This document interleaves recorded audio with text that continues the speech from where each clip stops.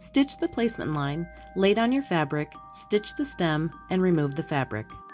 Lay down your fabric for your pumpkin. Stitch the decorative lines. You don't need any soluble stabilizer for this step.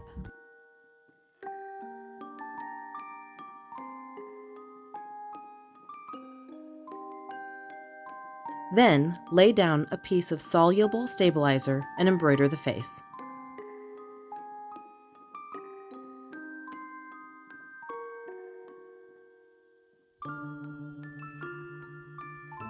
Remove the stabilizer, then stitch on the stem and the keychain ribbon in the same step. Stitch the basting stitch, then pull up the fabric on the right side and flip it over the left using the basting stitch as the center. Stitch around the outside.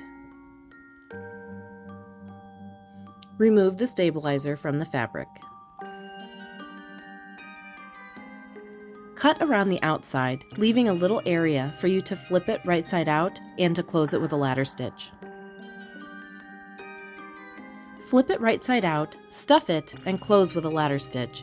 A pair of forceps are really helpful here. You're all done! Happy Halloween!